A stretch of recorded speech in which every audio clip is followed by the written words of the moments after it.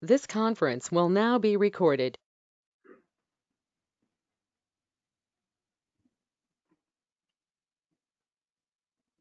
So Nagaraj also joined.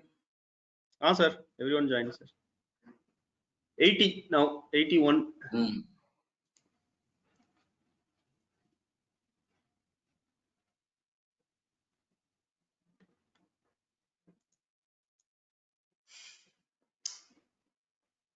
This audio is this okay la? Ah, this is fine, sir. Fine. Okay.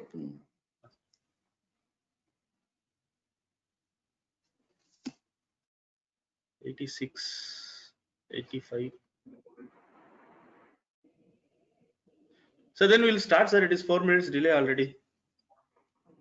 Shall we start, sir? Because 85. 100, we'll say 100. 100. Because yesterday also same thing, huh? no, sir. Yesterday by this time it is full 100. Crossed 100.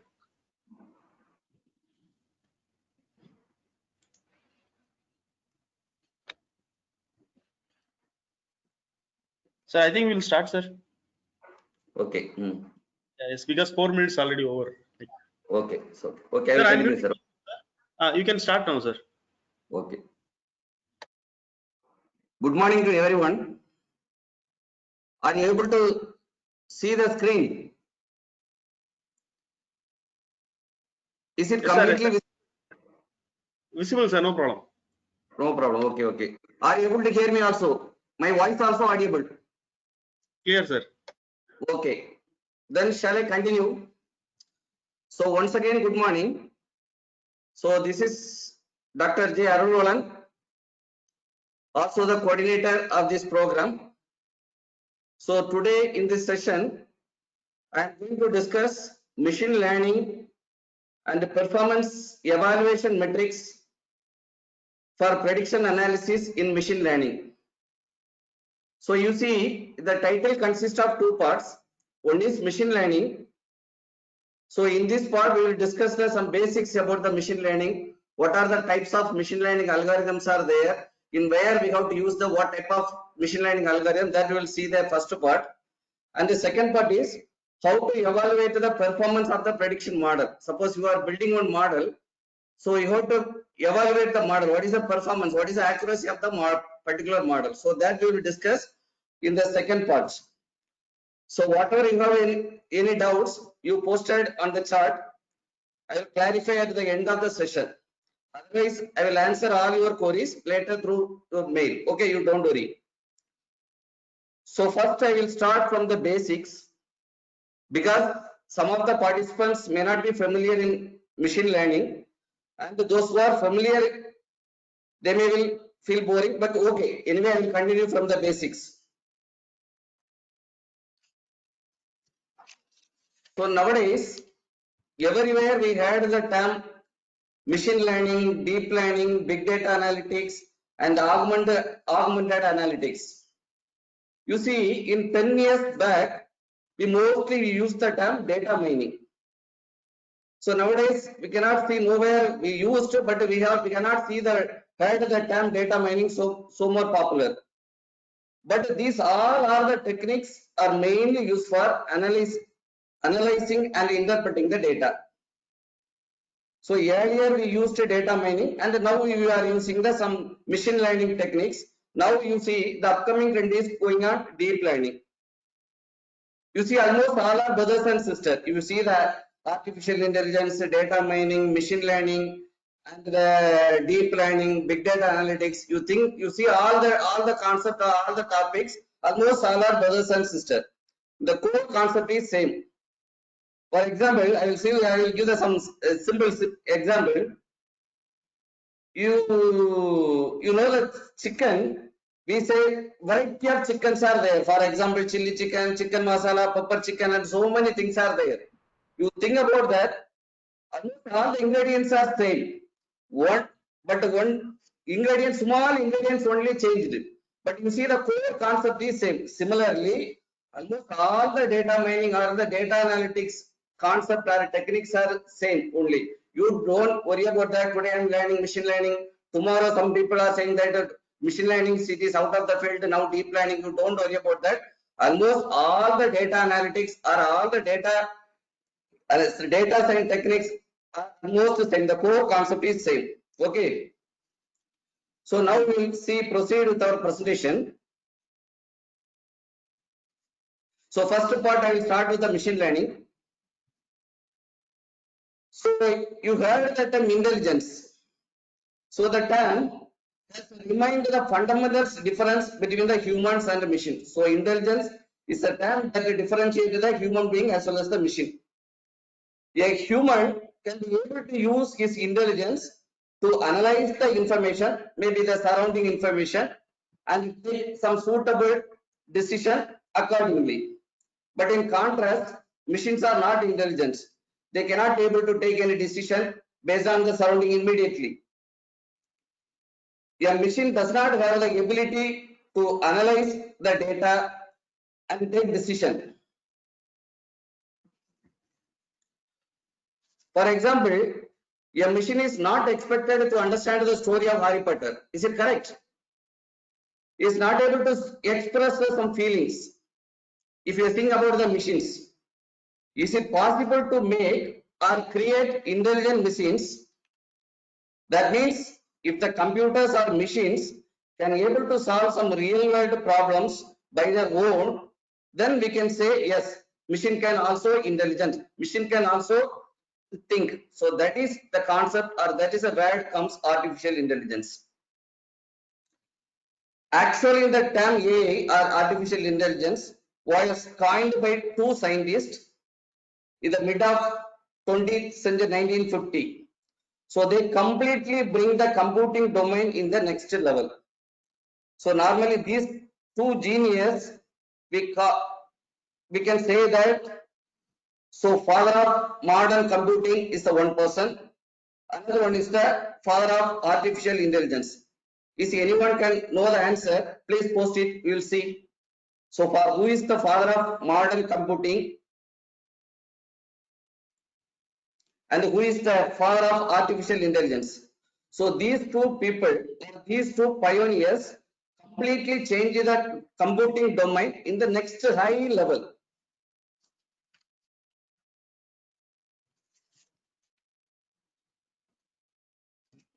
So now I will say, so the father of modern computing is Alan Turing and father of artificial intelligence is John McCarthy. So these are the two completely renovated, changed the computing domain in the next level. But we know that father of computers Charles Babbage, but this person all.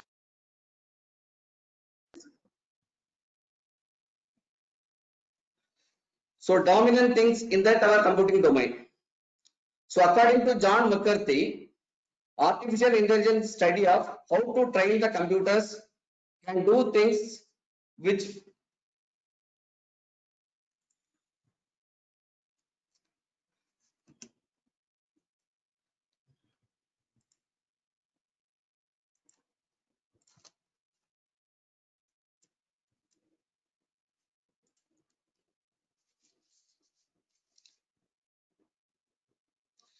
criminal human do better.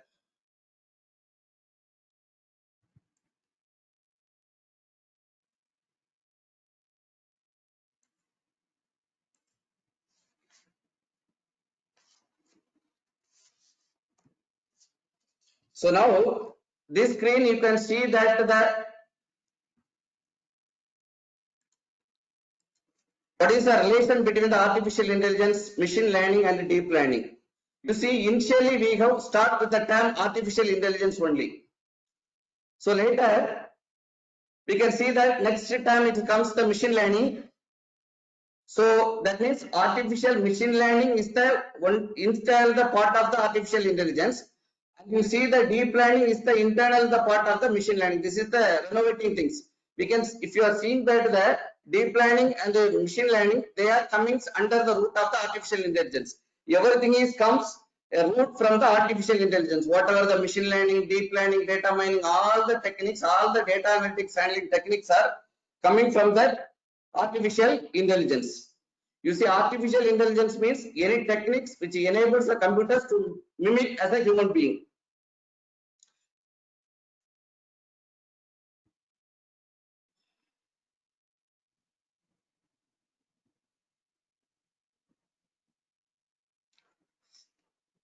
But machine learning means a techniques that give computers the ability to learn without being explicitly programmed.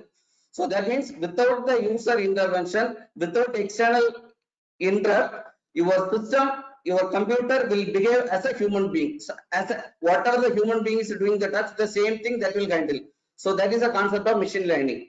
So neural deep learning is based on basically completely based on the neural network concept.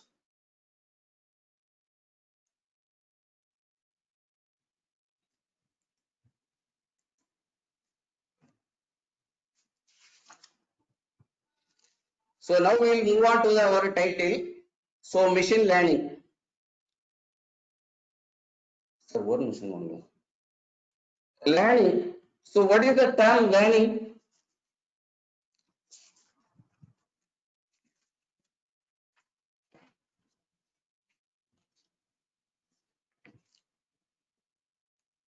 So learning, everywhere we had the term learning, everywhere we had the term learning, and we are using the term learning also. Normally when we are go for the some two-wheeler or four-wheeler license, initially we may use the term learning license, a two-wheeler or four-wheeler. So after we are getting the learning license only, we can able to start or become the expert in the driving.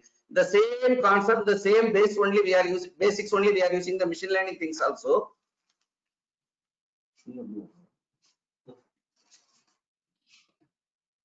Sorry for the disturbance. So there is some audio issue is reported. Just give us a moment.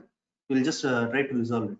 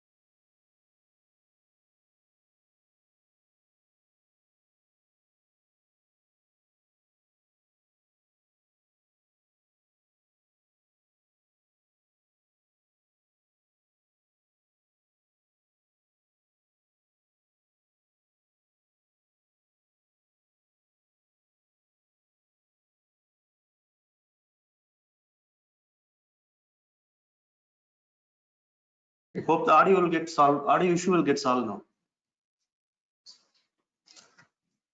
Okay, now I will continue. So learning is the process of converting your experience into some expertise or knowledge. So for example, I am giving some example. Assume that daily you are going to the college by vehicle, either two-wheeler or four-wheeler. On the way, some places you will see there is some speed breaker will be there. So initially 1 or 2 days, whenever the place comes, you have to reduce your the speed and put the brake and others. So after you are going regularly, whenever the spot comes, you no need to think about your brain. Automatically you will be reduce the speed as well as you will apply the brake and increase or decrease the speed according to the road condition, according to the turning point, according to the speed brakes. That means how it happens. So your brain learned with the past experience, because daily you are going, you know where the speed breaker is coming, where more congested, where the road is clear, where we have to increase the speed, where we have to decrease the speed, everything he knows. That means your brain got completely learned by some experience, some of the past data. So that data now you convert it into knowledge. So every time we use that some terms, so data, information and knowledge. So these are the terms we are frequently using in your database or data analytics. The data analytics or the database concept, we'll use these terms: data, information, knowledge. Now I want to clarify one thing. So what is the difference between that? So how is data different from information, and how is information different from the knowledge? So consider I given one example. You see, temperature 10, so that is one value. So and the temperature 11, temperature 12, temperature 9. So this is the 30 values. So now I can say that, so this is the data. So in our database, it consists of the collection of data. Already you know that what is database. So database is the collection of data. So the temperature 10, 11, 12, 9. So these are the some, for example, 1 month data, 1 month temperature value. So this is the data. So when we are go with the next level, that is the information. So you know the definition of information. Normally we say that. So processed data is we call as it is a information. You see now I give the some description about the data. 1/12/2019 in Dimapur, Nagaland, the temperature is 10, and the 2/12/2019 in Dimapur temperature is 11. So till the December 1 month temperature. So first one is data. So we will not get any some descriptive information. Second one is the information. Here we will get the some the descriptive value. You see how your data and information is converted to the knowledge. That means knowledge means from the experience you are getting that only we can say it is a knowledge. So see after you are analyzing, see all the data or all the information, you can say that. So in the month of December in Dimapur temperature is very low. Correct? So that is more cold. Suppose if you are staying some other places or Chennai or Mumbai or Delhi, if you are planning to visit in NIT Nagaland or Dimapur, so definitely you have to bring jackets or sweaters. So that values, that informations are not available in the database, are not available in the data warehouse, are not available in the anywhere repository area. But how you are arriving that knowledge? So based on the data you process and get the information. From the information you apply your sense, you apply your wisdom, and you are getting some knowledge. So that is the more important in our machine learning or data analytics part, because in our database or in our data warehouse you have the n number of data. Already you had the first session, you had that how much amount of data are daily generated, how much amount of data faced by the social media, satellite or sensor, machine, human being, everywhere we are generating lots amount of data. We are storing all amount of data, but what insight we are getting from the data, how you are interpreting from the data. So that means how you get to the some useful information, how you are getting the knowledge from the data, that is a more important. So that is the main aim of our machine learning. That means here we are getting the knowledge, we are getting some useful information, how this knowledge or how this information will helpful to your business. That is a more important thing.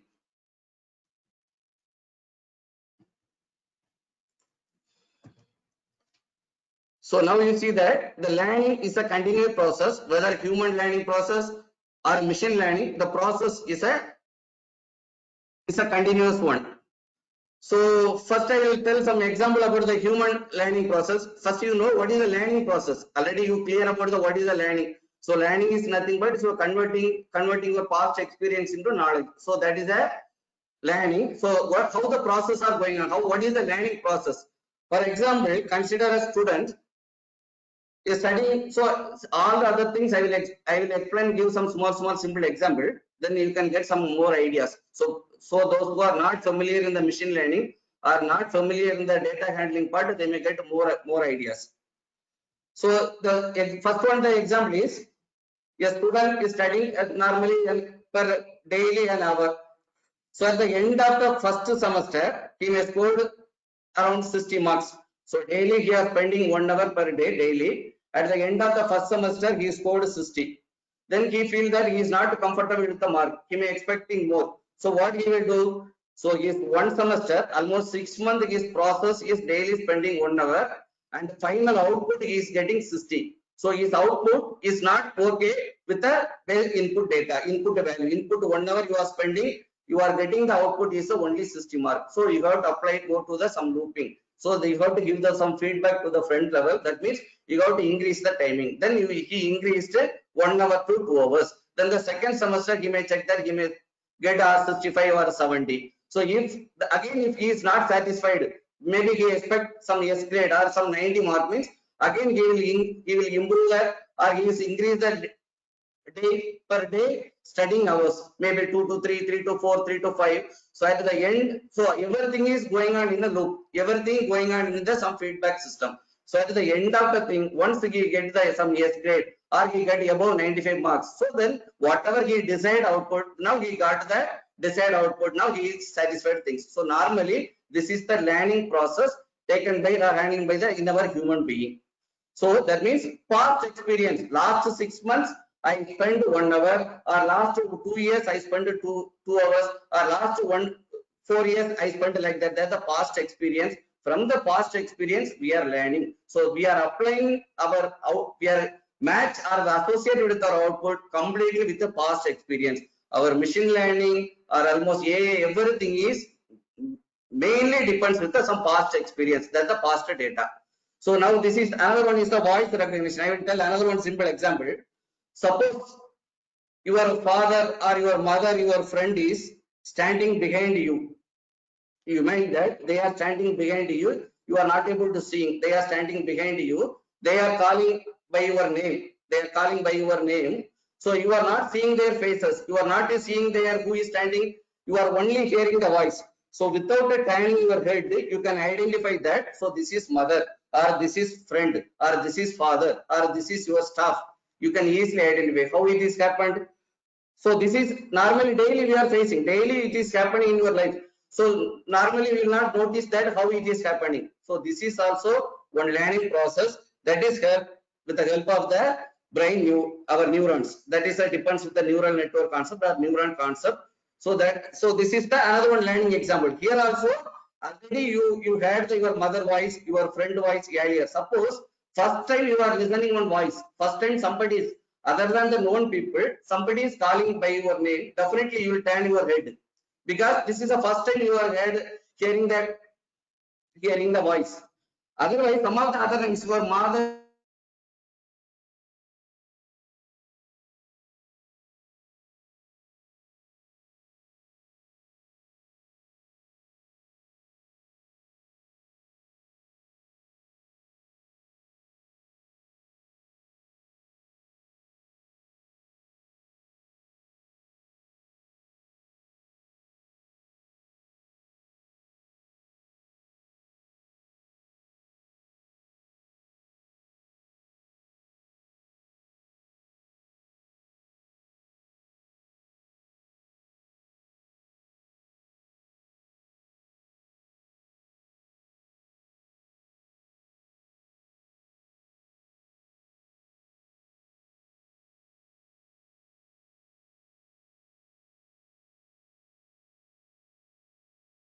one guy is standing, he is my friend, you assume that his name is Vince. He loves listening to new songs. The person is listening to new songs. He either likes them or dislikes them on the basis of the song's tempo and the intensity. So he likes and dislikes the songs based on the two characteristics. One is tempo, another one is intensity.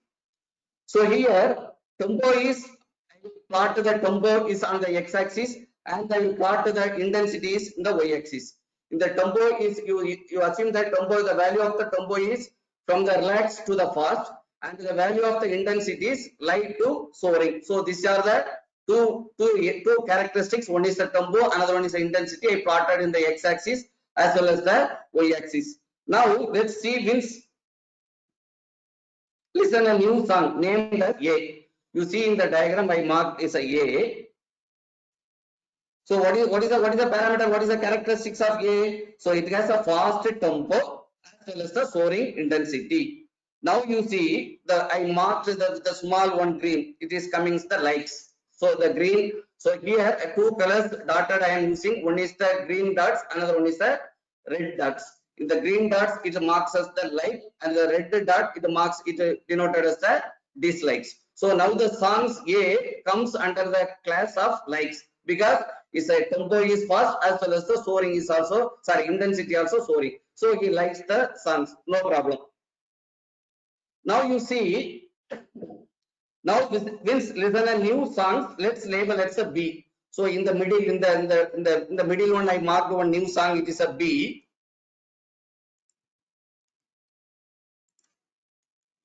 You see here I marked one song. It's a B. So that song, what is the parameter? What is the characteristic of the song B? it has the medium tempo. So it is lies between the relaxed and the fast. So the tempo, that the tempo parameter is the value of the tempo parameter is the medium tempo, and the intensity value also medium. So it is neither relaxed or nor fast. So not soaring. So now you can guess whether where means likes or it dislikes. So if it is a fast, both are fast means he likes, and both are relaxed and light means he dislikes. So that is his criteria. That is the his criteria. Whether it is a both are high level means he likes, and both are very low level relaxed and light means he dislikes the song. But now the new song B is comes the between these two parameters. Now what is his decision? We cannot able to guess. So when the choice becomes complicated, here the choice is complicated, as in the case of song B. So not able to classify now the term whether it goes to like or dislike. So you see now the concept machine learning is coming into the picture. Here you see now I am applying one simple machine learning algorithm. Already some of them you heard that machine learning algorithm, K nearest neighbor. I am using that algorithm and I identify that whether this particular song B goes to whether like group or dislike group. So I am using the algorithm is the K nearest neighbor algorithm. Here the value of K is 5. So what I did is from the point B, from this point B, I marked who are my nearest 5 people. So my nearest, I take totally 5 people. So in the 5 people, so in the 5, you see I mark one circle in the 5 along with the 5. Here 4 green dots are there and 1 red mark is there. Four dots green. That means four people likes and only one is the dislike. So now I go with the what is the majority voting. So what is the decision? So for in this group, the very close with the B, 4 people likes and only 1 people dislike. So the majority is likes. So now I mark the particular B song as the group of the likes. So this is the concept where the machine learning comes into the picture. So normally, generally, a human being can identify whether it is a high or low, whether it is a small or whether it is a big, whether it is a good or a bad. Suppose if it is the value of the parameter or the value is uncomplicated, if more characters, more features are there, you cannot be able to take some proper good decision. So you have to apply some machine learning algorithm. So the machine learning, the terms, they comes into the picture like that only. So whenever the humans, they are able to differentiate that normal ordinary parameters value, but whenever it goes to some complicated level, then it is very difficult. So that time they are applying some machine learning algorithm. You can easily classify or determine that whether what is the value of the particular points. I think now you understand the role and the need of machine learning in the field of the data science. What is the important and what is the role of machine learning and why it is more important in the data analytics field.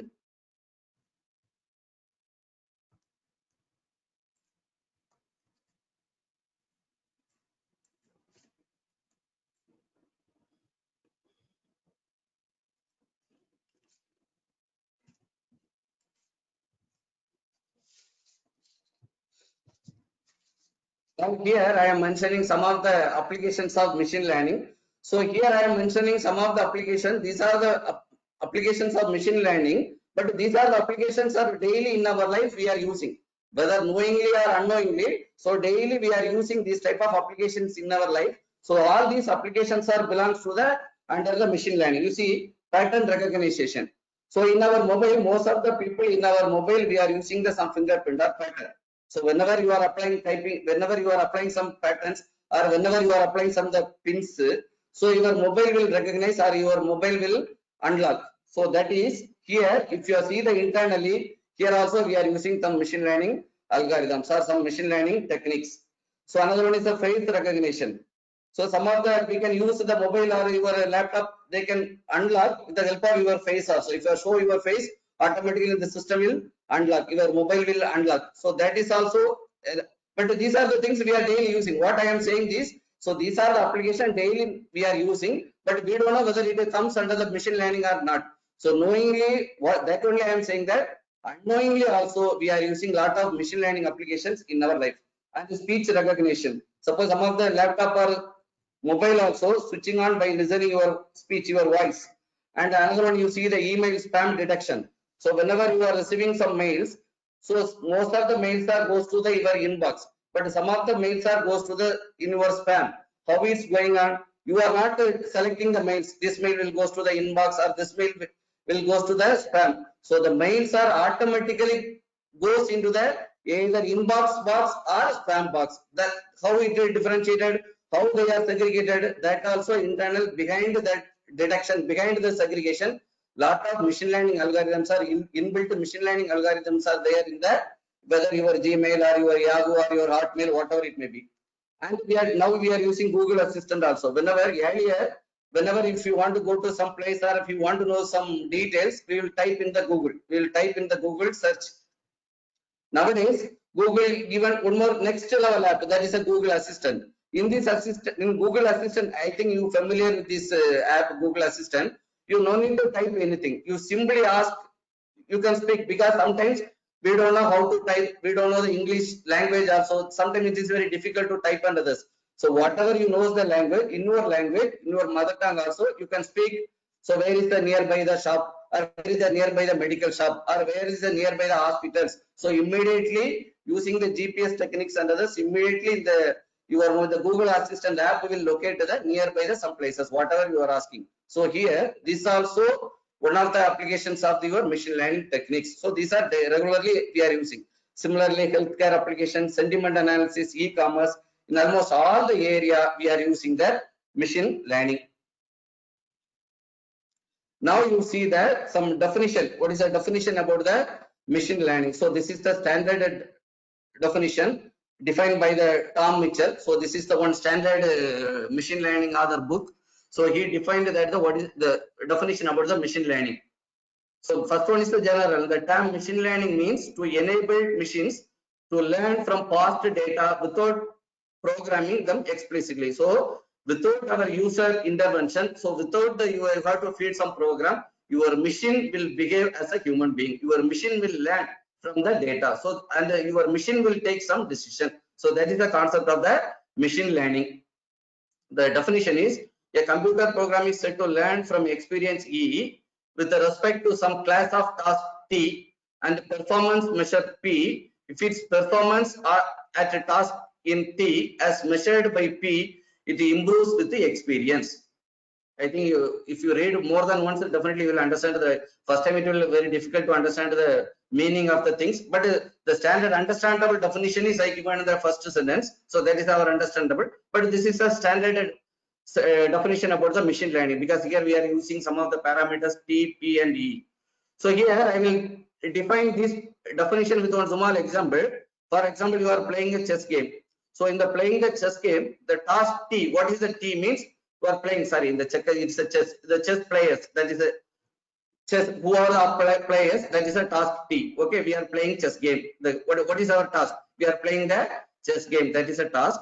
So and the performance measure, what is the measure P here? So how much, what is the percentage of games you won against the opponents? If you are playing against an opponent, whether it is a human being or playing against the computer, so what percentage of games you won against the opponent? And the training, so playing practice games against itself. So if a computer is playing, how many times you are playing against the game by itself? So that is a how many times you are playing. So that is the experience. So based on the three parameters, we can define the definition about the machine learning. Now you see, so this is the simple one machine learning model.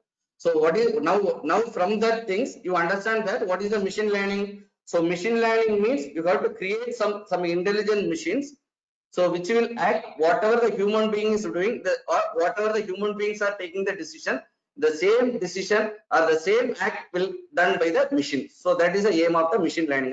That means we are tuning the machines, or we are acting, we are made to act as a machine as a human being. So that is the aim of the machine learning. So here, so this is some general model or general diagram about the machine learning. So you see here, first thing is what is some stages of the machine learning. First is the pre-processing, second is the learning, another one is the evaluation, another is the prediction. So normally there are 4 stages are there in the machine learning process. So first you see the first thing is the pre-processing. So this is the main important part in your data analytics or your data science, where machine learning, almost all the processing data handling part. So first part is the pre-processing part. So pre-processing, that means we have to purify your data set. So because your machine is learned from the past data, your machine is learned from the past data. You are giving the some wrong data, then your machine will behave, it's a completely wrong. For example, I will tell one example. One student scored, the mark is 100. Student scored particular one subject 100. So by mistake you ended as 10. You missed 1 0. But original mark is 100. You missed 1 0. You ended as 10. Then what is the output? What is the impact? What is the result of the analysis? So he scored, the student is an excellent student because he scored 100. Then our perception is that he is a X or Y. The student is a extraordinary student. He is a brilliant student. But what is the actual data? Actual data is 10. So he is a very average student. But because of one our mistake, because of the one data, the error, we removed 1 0. Our total perception is wrong. So same thing in reverse manner. The student originally he scored 10, but 100. We ended as the 10.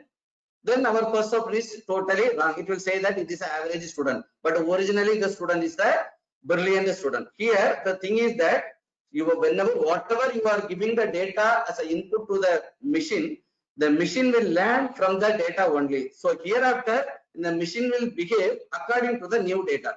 So earlier we see in the one example, the one guy likes the song. So if it is a fast and low, fast and both are fast, means there is no problem. If it is the middle, if it is in the complicated, it is not able to identify the things, then your machine will get stuck. So your input data we got to give properly to train the model or to construct the model. So first part is very, very important. That is a pre-processing. In the pre-processing stage, we got to remove some unwanted things. We got to remove the outlier. Whatever the missing values are there, we have to add all the missing values. That means now, before you are making the model or before you are going to apply the machine learning algorithm, the first part is what is your data set, whether your data set is pakka. My data, there is no error in my data set. So definitely then you can do whatever the things. So you are applying all the machine learning algorithms. At the end of the stage, your data is wrong, means your total process, your total work is waste. So take care more about the pre-processing. So in the data analysis or data mining, machine learning, whatever it may be, so pre-processing is the important part of the work. So because it is completely related with your outputs, it is completely impact with the result of the model or result of the technique. So first is the pre-processing. So in the pre-processing, you see, our aim is we have to construct the model. We are constructing the one model. So in the model, here I will explain with some simple example. Here I am giving some of the problem. So bank loan application, medical treatment, sales forecast or weather forecast, or clustering the student. So these are some of the applications or some of the machine learning problems. So now I will take any one of the application to discuss how the things are going on. You see, I will take the first application, bank loan application. So in the bank loan application, normally what happened when for example, you are planning for buying some car. So what you do is you will go to the bank, wherever the nearest bank or wherever you have the salary accounted bank. So the bank will go. So you ask the manager, sir, I want some car loan. So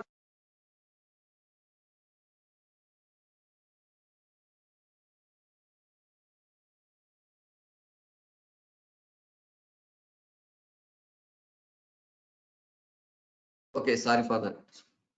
So the manager immediately will not sanction the loan. First he will give loan application form. He will ask you to fill up the application form and submit it tomorrow or day after tomorrow. If you see the application form, the form consists of a lot of things. What is your age? What is your occupation? Whether your spouse is working or not? Whether you are a government employee or private employee? Whether you have any asset? Whether you have the own land or whether you have the own house? So they may ask a lot of questions. After you are enter the lot of you fill up all the values, then you submit the form to the manager. So after the manager, it will take 2-3 days. So it will process somebody. At the end of the process only, they will say that your application is okay. They will sanction the loan or they may not sanction the loan. Either they will reject. So your final outcome, If you are see the bank loan application, this problem, this is the one machine learning problem. If you take this problem, so the outcome, the output of the model, output of the problem is whether sanctioned or rejected. So that is a result. Sanction, yes, your loan, your application is passed, then it is sanctioned. Or it is rejected, means they are not giving the loan to the concerned guy. So how it is? No, this is the general process. This is the general process. Now we converted the process into machine. So instead of the human beings process the things, how the things are taken care by the machine. So we introduce some machine learning techniques, we use some machine learning techniques, or we develop the model to give to the manager. So for that, so already told you that all the machine learning models or machine learning things are learning is based on the past data. So here, what is the past data? Already the bank last 5 years they may have some 1000 applications are there. In the 1000 application, some 600, 700 application may be rejected, some 300 or 400 application they may sanctioned. So that is your data set. So you have to take the 1000 data set. And the important thing is all the 1000 data set, the last result is there, whether sanctioned or rejected. You have the data along with the result. That is, you have the data set. So from the data set, so for that only first mark is the labels. The data set labels, here the labels meaning, the left side I put that the labels. What is the meaning of label means? What is a, whether it is a sanction or rejected? That is a class. What is the class label of the form? What is the class label? What is the outcome of the particular model? So it is a, your class label is sanction or rejected. So in the bank application, it is only the two types of class label. One is the sanction, another one is the rejected. So from the data set, you have the 1000 records are there. In the 1000 record data set, you divide the data. Normally, what the machine learning process means, we have to divide the data set into the two parts. First part we can say it is a training data set, and the second part we have to say it is a test data set. You see, in the getting detect is equal. So I have to give more part on the training data set, and only the small portion in the test data set. So that means 80% or 70% of the data set we have to use for the training purpose, and the remaining the 20 or 30% of the data set only we have to use for the testing data. So what we have to do is, using the training data, we have to, that is the first process. If you go with the second stage, we have to, I am giving the training data set to the learning algorithms. So a lot of machine learning algorithms are there, whether decision tree or Bayesian classification or neural network or a random forest. So many machine learning applications are there, that we will see what are the machine learning algorithms are there in the next slide. So now you will see, you have to give the data set to the any one of the learning algorithm. So the learning algorithm will build one model. What is a model? Already in the input data set, you have the salary, for example, above 50,000, or age above 40, with the range of 30. He is a government employee, his spouse is government, they sanctioned the loan. So these are the parameters, and finally your outcome is sanction. And if based on the it reads all the data, it reads all the 80% of the data. Based on the data, it may decide that. So if your input parameters are this type of values, it will sanction. Or if the input parameter, for example, there is a no job, there is a no asset, there is a no income, spouse is also not working, they are staying in the rental house. If these kind of parameters are there, they may reject the application. So all the things are available in the training data set. According to the 80% of the training data set value, your model, if you build the model, in the model will have the value, either it is a class label sanction or a reject. Now, so once you construct the model, you construct the model with some class label. So you see in the model label, I am giving some feedback to the test data set. So the 1000 data set, all the data set, you have the label values there, sanction or rejected. So in the test, the 30% of the test data set also, you have the class label, sanction or reject, the value is there. You hide the value, and your model is predicting some value, you compare with the value. That means in the test data set, you remove the last class label value, sanction or the reject, that column of value, you remove the value, you give the data value to the model. You check that how the model answer is there. Already you have the human result, you have within your hand, sanction or reject is there. Now you check with the model, what is the result of the, what is the prediction of the particular model. If your the model prediction, already the predicted value, already the output value, whether both are matching, then your model is correct. Suppose definitely in the first level you cannot make it is a 100% correct model. So what we got to do is, it is a looping process. Again, you got to train the model with the training data set, training. So training the model, building the model, it will take the huge amount of time. So once your model is pakka, there is a no error, then you have to test with the new data. So when new customer is coming, so directly you enter all the values into the model. Your model will predict the new label, whether the particular application is sanctioned or the particular application is rejected. So this is the a basic idea about the a simple core concept of the machine learning, whether it is a bank loan application.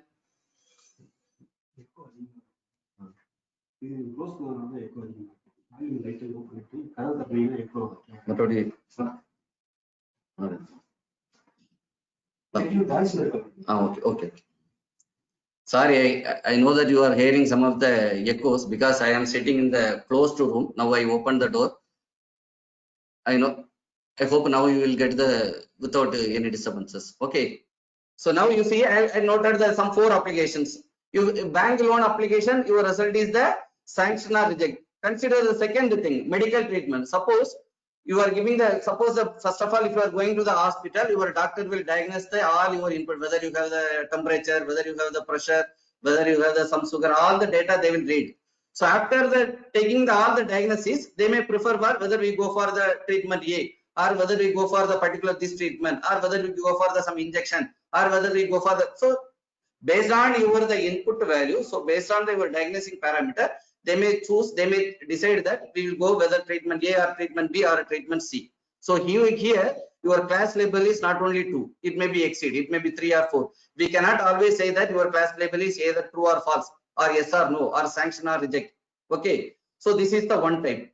Another one is this is the some example, and the sales and weather forecast. So this problem is entirely different with the first 2 applications. Here, for example, we can what about your tomorrow temperature in Chennai, or what is the tomorrow temperature in the your Delhi or your hometown? If you want to predict, means you cannot say the current value. You have to analyze the some continuous some data, past data. Here also past data. From the past data, your output is not a one value. It is a continuous value. Whereas in the first 2 application, your output is either treatment A, B, C, or D. Maximum it will go 3, 4, 5. Or first application, bank loan application sanction or reject, 1 or 2. But consider the third and the third one, whether sales forecast or weather forecast. So it is not a discrete value. In the output value is the continuous value. So morning 8 o'clock temperature, 8:1 temperature, 8 o'clock 2 second, 8:05, 8:10, 9 o'clock, 10 o'clock, 11 o'clock. So in the one day complete, you imagine that one day 24 hours data will be there. So your data is the continuous data. It is not a discrete data. So some of the prediction may be there, it related to the continuous value, and some of them may be discrete value. Here, the first bank loan application medical treatment, we can say that in machine learning term, we can say that it's a classification problem. Whereas the sales forecast or further forecasting, we can say that it is a regression problem, because it is related with the continuous variable. Whereas the first 2 applications, it is related with the dependent discrete value. So wherever you need the outcome, because why I am saying this one here means, so if you are planning to choose some application, so where I will apply the particular machine learning application, machine learning techniques, machine learning algorithm. So it depends upon the application. Whenever your application is related with some discrete data value, then you can go for the classification problem. Whenever you need your predicted value should be some continuous value, then you go with some regression problem. But both are predicted. One is you are predicting the continuous value, another one is you are predicting the discrete value. Both are predictive analysis, but one is the discrete, another one is the continuous. So predictive, we can say that a classification problem, whereas the continuous, we can say that it is a regression problem. So another one is the clustering value. So clustering in the sense, here there is no label data. For example, I want to cluster in your group member, either male, another one is a female, or faculty members, another one is a research scholar. So in this here, there is no need for the label data. I will read your data. For example, your categories, your designation. In your designation, you are mentioned that faculty, then you go with the faculty group. In your designation, you entered as a scholar, then I put you in the research scholars. So no need to analyze the past data. I will read the current data. So I will check the what is a particular one parameter value. If the parameter value is with the particular one decision mean particular one group means I will put it in the faculty group. Another one data I will put it in the research group. Here there is no need for the past data. There is no need for the label data. So this type of problem normally we call as unsupervised learning problem. There is a clustering one. The first three things we can say that it is a supervised learning problem. That we'll see the next one. So I think now you will get some idea about the machine learning model. What is the stages are there? So almost whatever the algorithms you are using. So these are the stages we have to follow. First pre-processing, second learning, then we got to evaluate how your model is working. So this our second part of the presentation is your third stage. How you are evaluating the model. How accurately your model is predicting the value. What is the accuracy about the? Suppose if you want to accuracy measure one student, we can say that if the student score above 90, then we can say that excellent. So for that we need some measure is required. Whenever you are constructing model, at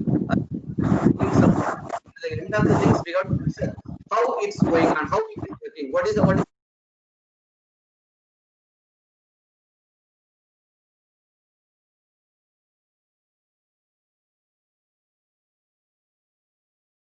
Hello, sir. Your voice is not clear.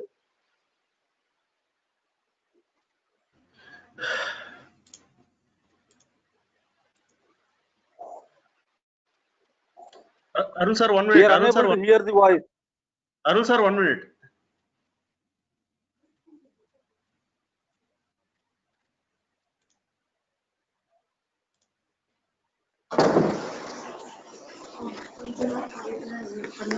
We request all the participants to mute their mic, sir.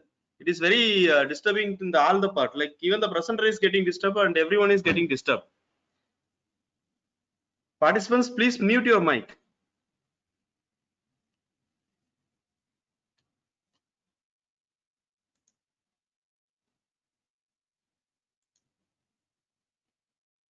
Arun sir? Arun sir, please unmute your mic, sir.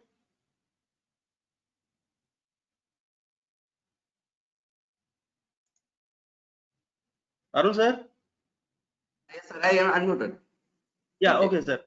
Sir, actually Okay, some okay. people are just while connecting their unmuting their mic, sir. So it is getting little bit disturbance. Okay, okay. Now it's okay. Yeah, yes, sir, yes, sir. So starting of the slide itself, audio got disconnected, sir. Okay, okay, okay. So now there is no Now no disturbance, I guess, sir. there's no chatting on echo. Now it's okay. No, I think it's okay, sir. It's okay. Okay, okay, okay. You have any disturbances, please post it. Our system admin will take care. Thank you, sir. Okay, okay, sir. Okay, we'll continue. Now we see what are the various types of machine learning. Normally, these are the three major types of machine learning algorithms. One is the supervised learning algorithms, another one is the unsupervised learning algorithm, another one is the reinforcement learning algorithm. So these three are the major supervised learning algorithms. So lot of techniques are coming under the supervised, unsupervised, and the reinforcement things. Now we will see one by one thing. So in the here I will mention one thing: the learning, unsupervised, supervised. Another one is the reinforcement. So your supervised learning is related to the label data. Basic, the core difference between the supervised and unsupervised means supervised thing is means you are learning with the help of some supervision. Somebody assisted you, somebody helping or somebody assisting you to how to learn. So that is a supervised learning. But unsupervised learning, no need for the any supervision. That means no need for the past unlabeled data. First thing you need the labeled data. That means you need with the help of the some supervision. In the help in the sense label data. I am mentioning I am pointing the help in the terms of labeled data. Here there is no need for any help. We can learn by your own. That is unsupervised. That means here and no label. There is no need for the label data. For example, in the clustering problem, whether no need for the label. I see your designation, whether you are the faculty or whether you are the research scholar. According to the your designation, I will put you in the research group or faculty research scholar group or faculty group. Here there is no need for the label data. So this is the two major difference. Here I will give one example for the supervised learning data. This is some interesting example. Suppose your friend gives some three different types of currency. If you are seeing the diagram, you can easily understand. Identify that first one is our Indian rupee, second one is the euro, and the third one is the drams. So these are the three currency your friends giving you a lot of currencies, not only three kinds, lot of currency, but each currency, each Indian rupee, euro, another one is the dram, they are differentiated by the weight of the coin. So first one is the 3 grams. Gram means weight of the coin. 1 rupee coin is the 3 gram. Another euro is the 1 euro weight is 7 gram. Another 1 gram is a 4 gram. So this is the weight. Here the weight is the feature. Weight is the feature. And what is the label? The label of the coin. The label of the coin is our coin. We can say that the rupee. And euro, the label is that is a currency. Euro, that coin we can say euro is the currency of the second one. And the last one, dram, is the label of the last coin. So these are the two terms here we will use. One is the label, another one is the features. Normally when we are processing the data or when we are giving input to the data, you need the two types of parameters. One is the we can say it's a features, another one is a label.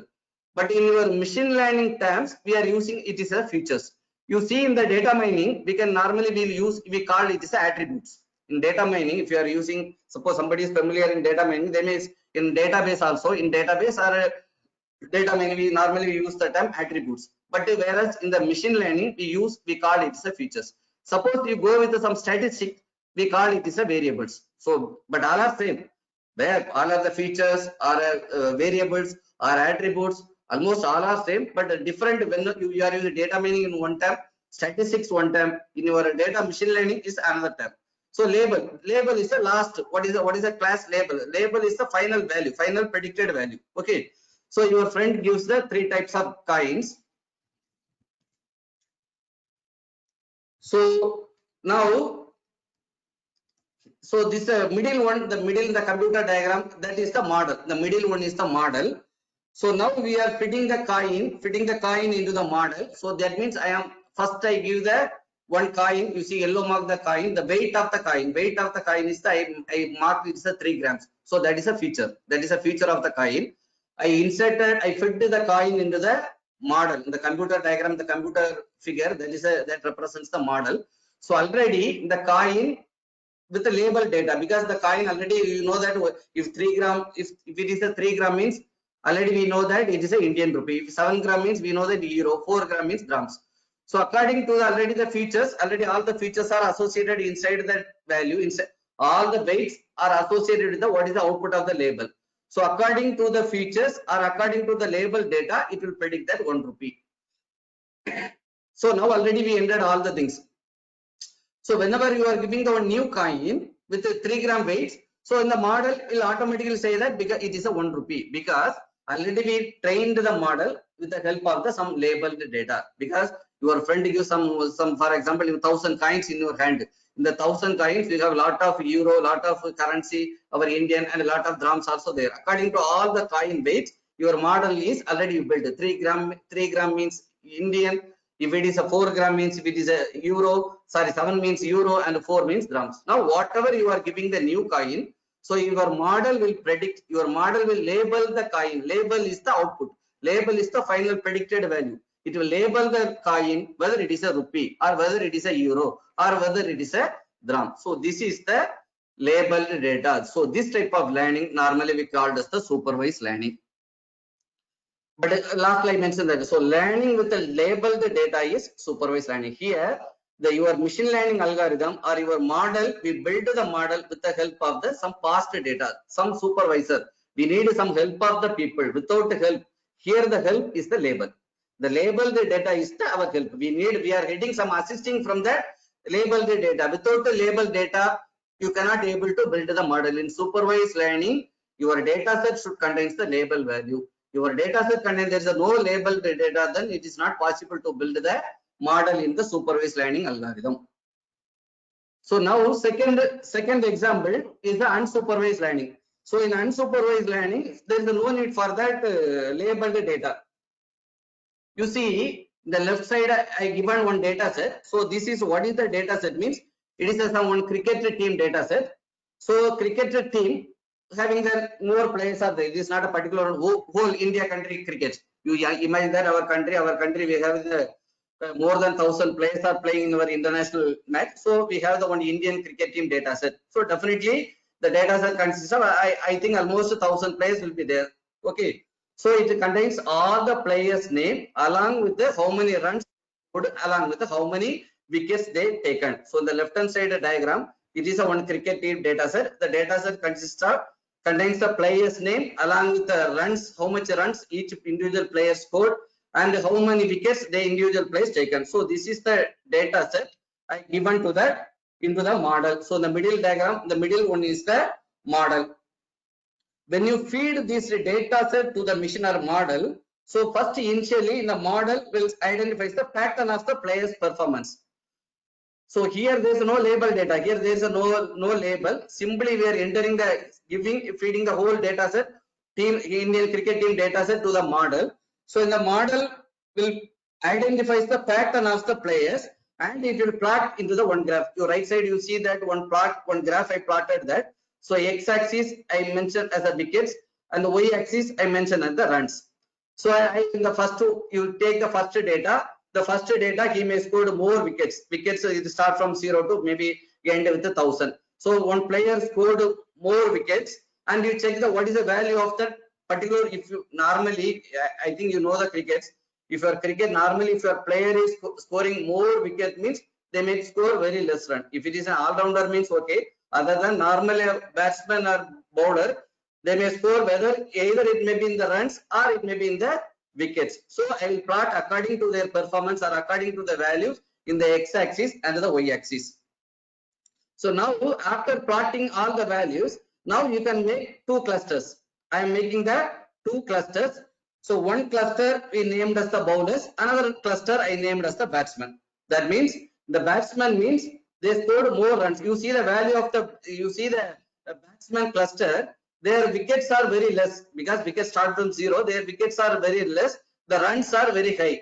Those who are scoring high runs with the less wickets, they are put it in the bucket batsman cluster. Another one side, the players, those who are taking more wickets and scoring very less runs. So these are players. I put it another one group or another one bucket. That cluster we called as the cluster. Now here there is no labeled data. There is no labeled data. So your model, you take the data set and analyze the pattern of the data. According to the pattern I plotted in the one graph. According to the graph, the plotted dots or plotted value, I make it is a sum graph. Suppose if maybe there is a chance, if definitely if all-rounder will comes between these two. So that we can use it with the help of the already initially I given one example. One person hearing the songs. Suppose definitely some dots will come. Your new data. Suppose for example Kapil Dev. You take the Kapil Dev. Or now recently we can say the Pandya. So they may scoring run also. They may score. They may get some wicket also. Definitely their dot will comes between these two cluster. So in this situation we have to apply the nearest neighbor or some other application. So which group it will goes to, whether it will goes to the batsman or it will goes to the bowlers. So what is the distance between the another two groups? So here we have to use some distance measure algorithm. I think you heard that Euclidean distance, Manhattan distance. This type of distance measurement algorithms also we are using. So with the help of that thing, we can group a new data into any one of the cluster. So what is the main point is, so here all the data are we group are clustered without the label. So here without unsupervised, without the help of some people or without assisting from anybody, we can grouping the data or we are clustering the data. So this concept normally we call as the unsupervised learning. So another one learning is the reinforcement learning. So this type of learning normally it is reward based learning. This another one term. So in this learning, so normally three people are involved. First one is we called as the agents. So another one is the environment. Another is the action. So here, what is the scenario? What is a basic principle means? The agent will observe the environment. Based on the environment, for example, you see the robots. We can set to the robot. You have to start from your place. Go to steps. Take the 4 steps. if the wall is coming, that means you have to observe the environment. If take the observe the environment, if the door is open, now it is door is open means you go left or take the right. If the door is locked, so what action we have to take? If it is open, what action you have to take? So everything, the agent will observe the environment and implement the take some action. After taking the action, what rewards I get? Suppose if it is locked, then definitely I will keep in the wall. That is my reward point. If it is okay, if it is there is open, then I may enter into the next room. So I will get the some plus point. Here, where normally this type of reinforcement learning, where will use mean? For example, when you are playing the chess game, in the I hope that you know the movements of the chess game. If you are moving in one coin to the another one position, whether it is a horse or whether it is a bishop or whether it is a queen, if you have the n number of options are there. You have the, if you see the board, you see the coins, if you see the chess board, one is the black, another one is the white, two opponent. So if you take one coin, you have the n number of options are in your hand. But if you are taking this option, what is the reward point you will get? Whether the opponent will hit your coin or whether you can, whether you will be able to hit the opponent coin. So that is the reward point. The reward point will go to the plus or reward will go to the sometimes the negative also. That is, you are observing the environment and taking some step actions, and based on the action, what reward points you are getting. So this is the a simple concept we have to use in the reinforcement. This is the concept behind the reinforcement learning. So basically, if you want to talk about the supervised learning, or if you want to talk about the unsupervised learning or reinforcement learning, the 1.5 hours is not sufficient, because it is a huge topic. In each term internally lot of things are there. So just I will cover, I will give the overview about the machine learning. So really, if anybody want to learn more, or if you want to know more about some particular terms or particular concept, so you post in the chat or you post in my mail, or everybody knows my mail ID also. Definitely I will clarify, I will give some direction to your queries. Okay. Now you see, so this is the one simple small example. So this is the one cat. The cat is sitting here already in the reinforcement learning. Three participants are there. One is the agent, one is the environment, another one is the action. So the agent is here the cat. It is sitting in the house. It is sitting. So now I have to say that walk. My action, I have to give one command. The command is he observed slightly. He observed the environment. From the environment, I have used one word, go or walk. So immediately you walk. If he properly listen my word, then he may get to the one fish. Normally cat will like fish. So fish is the reward. Suppose if it is doesn't hear my action, then maybe I will beat the cat. So this is based on the action, what reward you are getting. So this is the already example also. So these are some of the basic examples about how the reinforcement learnings are working. Now you can make some clear about that. What is supervised learning, what is unsupervised learning, the reinforcement learning, in what type of application or what type of research problem you are handling, where that application, whether it's a you need a supervised learning application or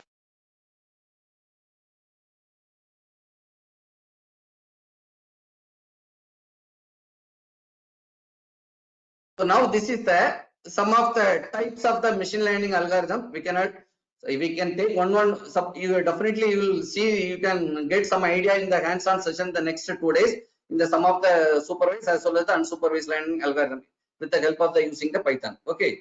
So normally I already told you machine learning we can main category supervised and unsupervised. Supervised learning already I told you, classification, integration, and unsupervised clustering. So the support vector, machine naive Bayes, nearest neighbor, decision tree. So these are the some of the types of the algorithm. A the classification problem and the regression problem. Classification problem is the discrete value problem. Regression is the continuous value problem. Clustering is the unsupervised. There is no label data. The first type above the supervised learning, all the type algorithms are works until unless you have to give the label set data. So in the bottom one, no need for the label set data. So this is just to give some clues about what are the learning algorithms, machine learning algorithms are there. So generally, machine learning algorithms are described in terms of the target function f, that maps f is the one target function. If I am describing some technical point, so that takes the input variable, that is your past data, to an output variable, that is a predicted variable. Y is the predicted variable, so that is output variable, and x is the input variable, that is whatever your parameters, your features, and your label value. So these are all x. So your y is, that means the predicted value depends upon the f of x. Here f is the your supervised, your what type of algorithm we are using. So here sometimes it will depends upon error also there. Suppose there is it will not, you are aiming some predicting some value, it may give some the wrong value, so we have to use some the feedback concept, the error. So error calculation, that we will see in the next part. So that is also important. If you are include the error one, then we can mention that y equal to f of x plus e. So this is the standard machine learning algorithm equation. So this is the some of the applications. So machine learning algorithm applications. So already we spend more times for the first one. Okay. So this is the main important one, performance evaluation metrics. So this is the second part. So now I think I hope you get some base idea about the what is the machine learning, what are the types of machine learning algorithms are there, what is the basic requirement of the each machine learning algorithm, whether it's a supervised and unsupervised algorithm, how the algorithms are works, what are the, when we are constructing the one machine learning model, so that model is the output of the machine learning algorithm or machine learning techniques. So if you want to construct the model, what are the stages we have to follow? So that things I hope you get some ideas in that my first part of the presentation. Now we will move on to the second stage. So that is the performance evaluation metrics for that. Here also initially this is the same diagram already we given. Why I make it there? This is the model construction. Here our part is we have to discuss in the evaluation part.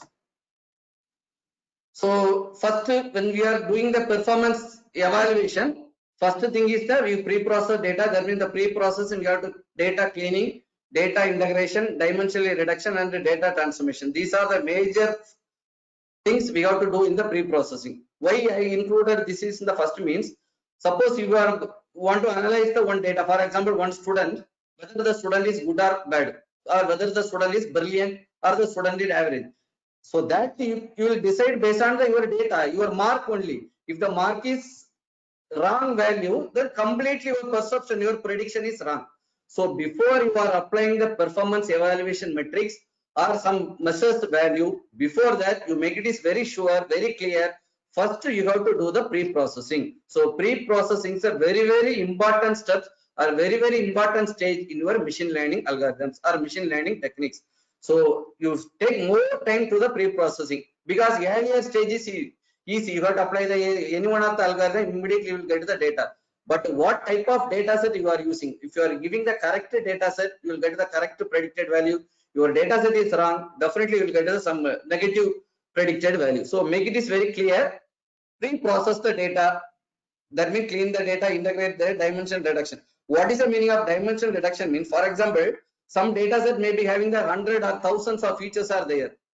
We cannot, if you are using all the 1000 features or all the 100 of attributes or features, means your algorithm will get stuck. It is not able to process the in some efficient way. So first thing is which of the attributes are important or which of the features are important. You identify the important features. You segregate or you remove the unwanted features. That is separate a lot of principal component analysis. So much of techniques are there for the dimension reduction techniques. So here you see here all the headings are one research area. You can use the pre-processing, you can take the dimension reduction, you can take the outlier analysis.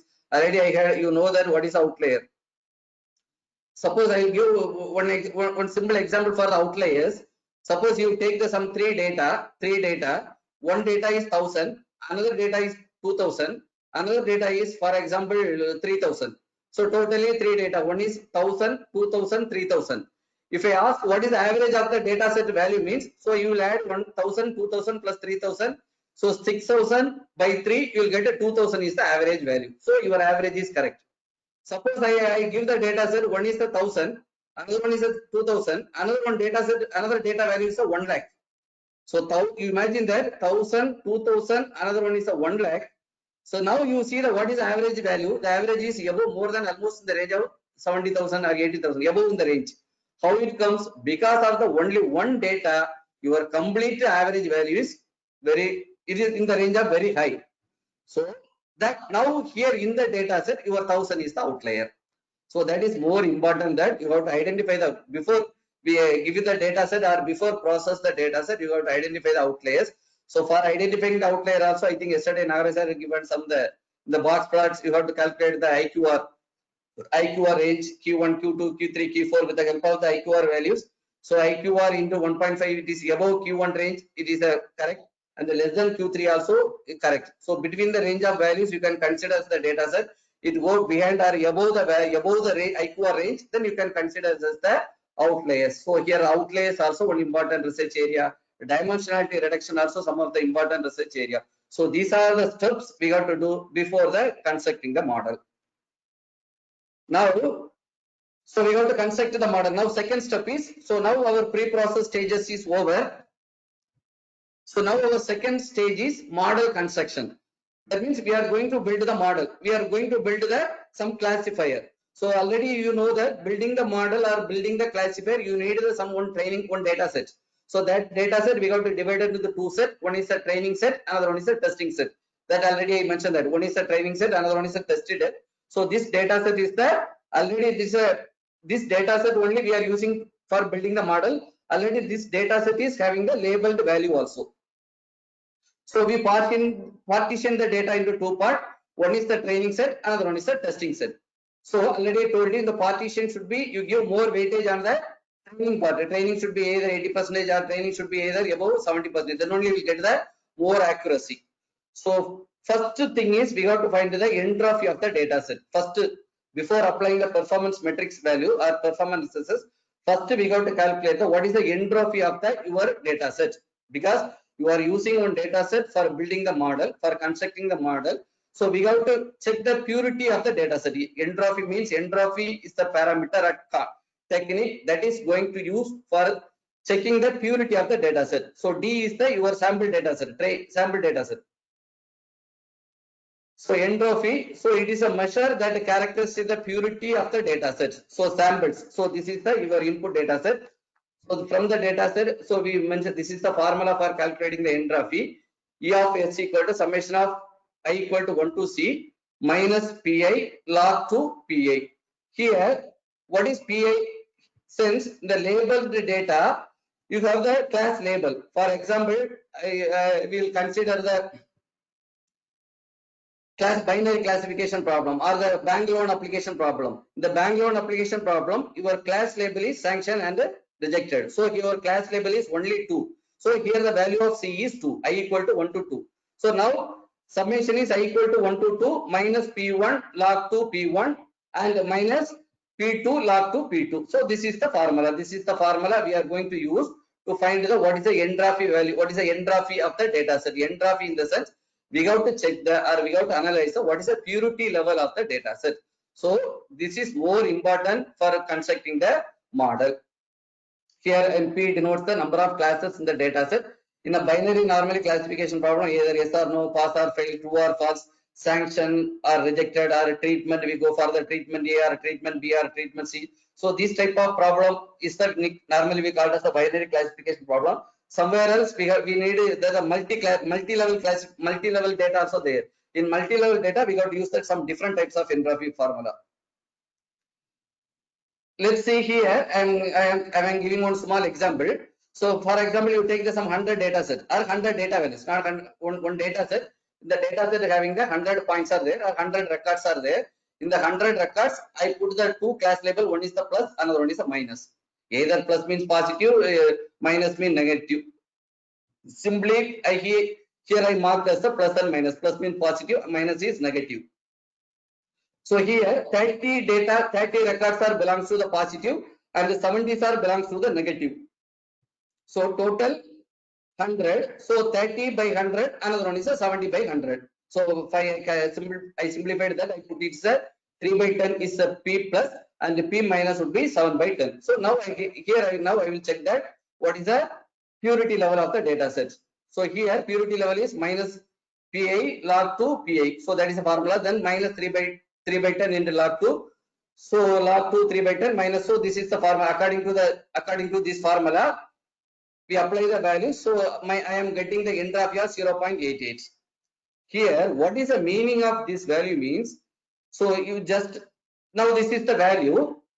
In the entropy here is approximately 0.88. So this is high, considered the high entropy. That means your data set having the low level of purity. So imagine that, you see here I am taking the data set. In the data set, 70% of the records are belongs to the negative. So while you are constructing the model, your data set should contain the balanced level of the class label. Almost 40-60 or almost 50% of the data should having the plus as well as the minus. Suppose all the data sets are positive or all the data sets are negative, then your predict will be always same. You cannot able to predict another type of class label. So this is this problem we called as the imbalancing problem. So this is, you make this very clear. Why it is more important means, while you are constructing the model, you have to check the what is the entropy level of the data. You see here the data set is here distributed 30% positive, 70% negative. So more data are belongs to the negative value. So then only your entropy value is going high. If it is more or going to that negative positive value means your entropy will be in the range of 0. You see, if you are seeing the graph, then you definitely will understand the things. So you see the entropy level, the y-axis is the entropy and the x-axis is the p-value. So that is a positive, whether positive plus or positive minus, because our class label is the two class label. One is the plus, another one is the minus. If I am taking the data set, if our data set all are minus, in the left hand side, here on the left hand side, first one is the all are marked as the minus. So complete minus means your entropy is 0. That means there is no positive class label data. You take the class, you take the data set for constructing the model. All the class labels are belongs to particularly the same group. Whether it is a negative or positive, you will get the same type of entropy level. You see, if it is all are 0 also, you will get the 0. If all are positive also, you will get that same 0. Here entropy level is 0. Both are 0. So what is that? What is the meaning that your data should not, in your data set, it should not contain the same type of class label values. It should be equally distributed. You see in the class entropy value is 1. When it is goes to 1, the p value is equally 0.5. Equally number of plus, equally number. You see, you count the plus and minus. There are 5 plus and there are 5 minus. In the middle one, in the middle the cluster, there are 5 plus and there are 5 minus. So your data set contains equal number of class labels. That means your data set is the balanced data set. There is no imbalancing. If your data set is a balanced data set, then definitely you will get the good entropy value. That means your purity level of the data set is good. There is no impurity. Your data set is okay. So that means, so before constructing the model or before assessing or before evaluating the model or before analyzing the performance of the model, first you have to make it is very clear pre-processing stage. Another one is the entropy level of the data set. So now next we will see the what are the evaluation metrics are there, how we will use to evaluate the model using some of the measures, some of the parameters. So here, before we are going to use lot of metrics are there or lot of measures are there. Before we are going to use the measure, we are going to discuss the measure. First, you should know some of the basic terminology. So main interest of the class, first one, and the data set already told you balanced data set. Another one is unbalanced data. So balanced class in the data set, balanced class. Another one is unbalanced class. For example, and here I will give some 3 data set. One is the medical data set, another one is a fraud transaction data set, another one data set is a spam data set, spam mail data set. You see, for example, a cancer patient, one data set that belongs to the cancer data, cancer patient data. For example, if I take the 1000 people data, so definitely in the 1000 people data, 10 people only hardly they are having cancer. So your data set, 990 people are having the positive value. That means there is no cancer, and only the 10 people are having the cancer value. It is not our mistake. The data set is like that only. Because if you are checking the people population, if you take the 1000 people, definitely most of the people they are not having the cancer. Very less number of people they are only having the chances for having the cancer. So 10% only, 90% are there. So here what I am saying that it is not balanced. It is an unbalanced class. And you see the fraud transaction. If you see the transaction, if you want to do some the transaction analysis, whether that particular transaction is fraud or whether the particular transaction is genuine. So your intention is, what is the main interest of the class? First problem also, your main interest of the class is cancer. The class label is whether the patient having cancer. If the patient having the cancer, only interest of the class. Here, if the particular one transaction, if the transaction is fraud, means then it is a interest of the class is fraud. The genuine is not an interest, because our intention is we are going to find whether the transaction is fraud. Not, we are not able to identify whether genuine. Whether the transaction is fraud. So here the main interest of the class is fraud. Similarly, spam mail detection. If you want to detect whether the particular in mail is spam or normal mail. So if it is a here also, spam is the main interest of the class. So these are the main terminology, and here some important, some 4 parameters, 4 terminology we will use. First one is the positive sample. The positive sample will P. What is meaning there? For example, consider a buys home problem. The main interest of the class is yes. Are you willing to buy home, buy car, buy home, sanction the loan? If you want to sanction the loan sanction is the main interest. Or home, you are buying the home loan. Yes, I am interested to buying the loan here. Yes. If you are interested to buy the car, yes, here this is the interest of the class. Suppose if you are doing transaction, the fraud transaction analysis, the fraud is the main interest of the class. So depends upon the problem, the interest of the main interest of the class will be changed. So in this example, it is a interest is that next slide mentioned that fraud transaction problem, the main interest of the class is fraud. Here other class, here in this scenario, I am taking the binary classification problem only. So totally 2 class. One is the fraud, another one is the genuine. Good mail, another spam mail, whether it is a cancer, yes or no. So only binary, only 2 class label only. So another one is the negative class. So this is the one small data set. We will come to the data set in the next thing. So here 4 parameters I am using. You see, true, already some of them you may have heard the term true positives, true negatives, fast positive, another one is a fast negative. This 4 is more important. Well, before while you are using some of the performance measurement techniques. So first one is the false positive. What is the meaning of false positive? Means negative tuples that were incorrectly classified as positive. For example, you see that this data set, the data set you are having the last one, you are having the your age, range, salary, whether you will buy home, yes or no. So your buy home, yes, is the main interest of the class, no is the negative class. So here the positive class is yes and the negative class is no.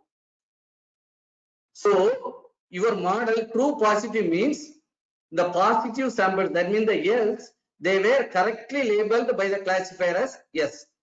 That means actual by home computer, the class label value also yes. Your model predicted as also yes. That means true positive. The original positive class label is correctly predicted as true positive. Then we can say the true positive. Similarly, second one is the versa, same thing. So the original negative tuples is labeled as the negative sample. It means actual by whom no, that is predicted as no. That means this is true positive means yes, predicted as yes. True negative means yes, predicted as no. Then what is false positive? Actually, false is predicted as positive. Actually, originally the class label is negative, but your model predicted as the positive. So that positive we called as the false positive. That means you see the negative tuples, originally it is a negative, that were incorrectly labeled as positive. So that means actual the by whom value is no, but your classifier, your model predicted as yes. Similarly, you see the next one, false negative. That means originally the class label is positive, but your model predicted as the false negative. So that is a, that we can mention that the by computer is yes, but it is predicted as no. Now one important thing is, first we have to, once you calculate the count the value of what is TP, what how many TP, how many TN, how many FP, all the things are calculated. Now we plotted the values into the one matrix. We called the matrix the confusion matrix. So I am explaining stage by stage. First pre-processing, then we have to find the entropy of the value, then we have to identify the how many things are TP, T, and all the 4 terminology. So calculating all the 4 terminology values, now then we have to construct the confusion matrix. So how we'll construct the confusion matrix means, so it is a binary classification problem. So we have only the yes, no, here also yes, no. Actual class, actually what is the value of yes, no. What is your class label, how it is predicted, that is also yes and no. I put all the TP values here, actual class yes, here both are yes, your actual class label also yes, predicted also yes, means true positive. That already I mentioned that. So positive sample predicted as positive, negative sample predicted as negative. You see, TP correct, positive predicted as positive, negative predicted as negative, TP and TN. Okay. Now I put here the TP, TN, FP, TN. It will consist of all the 4 values. So if you add the row wise, you will get the P. If you add the column wise, you will get the P dash, and I will see what is P dash and N. Now you see that if TP and TN tell us where the classifier is getting things right. You see, if you are saying that my classifier is correct, my model is correct, my actual value, I checked with the actual value along with the predicted value, I plotted all the values in the confusion matrix. If your model is 100%, means definitely your non-diagonal value will be 0. That means your FP and the FN values are 0. If you are around close to 0 means then your model is correct, because your true is excited, it is not predicting yes. Here also 0. Here also the value is 0. Here also 0. The non-diagonal elements, that means the FP, FN, if it is 0 means then it should be 0. It should be 0 means your value is correct. Your accuracy, your model is predicted the correct value. So this is the, so after determining, counting the TP, TN, all the FP, FN values. So first we got to put it into the confusion, construct the matrix. That matrix we call as the confusion matrix. Okay. So now, what is the positive sample? Total number of positive, you add a row wise. TP plus TN will get the positive sample. FP plus TN you will get the negative samples. Total number of negative, total number of, what is P dash? So P dash, total number of positive classes, and the N dash, total number, whether it is predicted correctly or wrongly. In my data set, what is the total number of positive classes? In my data set, total, what is the total number of negative samples? So that's we mentioned that P dash and the N dash. So now, so this is the one, you'll see the one example. I think already the time is, will continue, you see. So first evaluation measure, we call it is a, Time is 11:05, sir. so anybody is posting, they want to, Till now, no, sir. It will be delay for the next session. That's why, sir. so participant, what we will do? Shall we discuss the things in any one of the another session? Because still Sir, lot of things. continue the session, sir. We still have some more time, na? Yes, sir. Because Everyone is requesting to continue only, sir. Yeah, continue, sir, because Yes, sir. because Okay, the okay. main part is now only. Yes, this is the main part, but it will take more time. Okay, this is the main part. This is the core of our Okay. presentation. It will take more time, some time. Okay, we'll see. We will extend the next session some more time. Okay, sir. Okay, sir. Then no problem. Sir, everybody is asking to continue only, sir. I think everybody is following the presentation. Yes, sir. Yes, All of yes, them sir. We are the following. presentation. Yes, sir. Okay, okay. Yes, Yes, sir. sir. Yes, sir. Very Yes, sir. nice, sir. Thank you, ma'am. Very nice, We will sir. go on. Continue, sir. Okay, please okay. continue. Thank you, ma'am. Continue, Okay, continue, okay. sir. Yeah. Please continue, sir. Sir, I am Okay. continuing the session, sir. Okay, sir. Okay, sir. Okay, sir. Okay, sir. So first measure. So first stage by stage we are coming. Now we calculated all the TPT and all the values. We plotted all the values in that confusion matrix. So now here you see I given the one confusion matrix. I entered the values. So 6954. What is 6954? It is it is TP. TP means, so actual your class is yes. Actual class label of the record is also yes. Your class, your model, your classifier also predicted as yes. That is a 6954. So total number of pass. So this is first I will give the overview about the data set. So this is the BICE computer one data set, whether the particular customer will BICE or BICE. So the class label is yes or no. So total samples 10,000. Total records are 10,000 records. So in the 10,000 records, 7,000 records belongs to yes and 3,000 records belongs to no. 3,000 record belongs to no. That means 7,000 people, they are preferring, they will buy the computer yes according to the value, and 3,000 people, they are not interested to buy the computer, that is the no. So now I plotted all the values 6954. That means original yes, your model predicted also yes, 6954 records your model predicted. And 46 records, what is the in the 46 record, original value yes, but your model predicted wrongly. So that we mentioned what is that? So that is your Fn. Originally it is a positive, but your model predicted as a negative. That we mentioned this 46. Similarly, 412, what is this value? Originally the BICE computer value is no, but your model predicted as your classifier given the label as the yes. So that is 412. Similarly, so in the 3000 record, 2588. So that number of records, originally also it is no, your model also no. So these are the value. Now we observed from the classifier. Now we will check that what is the accuracy of your model, whether my model is okay.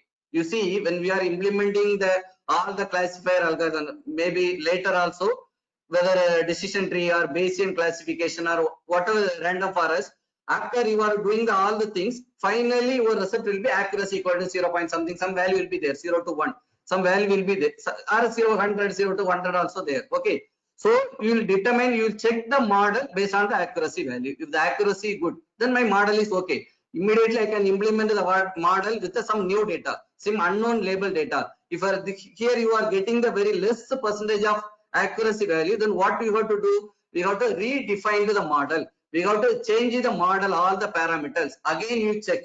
Again you repeatedly you check until unless you reach the highest accuracy value. Once you reach the highest accuracy value, then only you can implement or test the model with a new unknown data. Until unless you don't implement or don't test with that, take the trial with a new data. So model construction, it is a looping process. You have to do some feedback mechanism. Using that only we will arrive the accuracy value. Here you see, this is the formula. What is the formula for accuracy? Given that TP plus TN divided by P plus N. If you are applying this value, you will get that row wise how many positive records are classified, means 99.34 of the positive record are classified positively by my model, and 86.27%. What is this value? Means this negative value records is predicted negatively in the 86%. That means your model is more accurate with the positive prediction. Your model is very less prediction comparing with the positive. Your model will give the some less predicted value in the negative prediction. So if you are taking the average about both two, you will get the 95%. If you are comfortable with the 95%, you proceed. Suppose, okay, I want that above 99 or 98, then again you got to redefine the model until unless you reach. So this is the one parameter. This is not, so many measures are there. This is the one of the measure that we use as that we call it is accuracy. Another one is the recognition rate. So another is the error rate.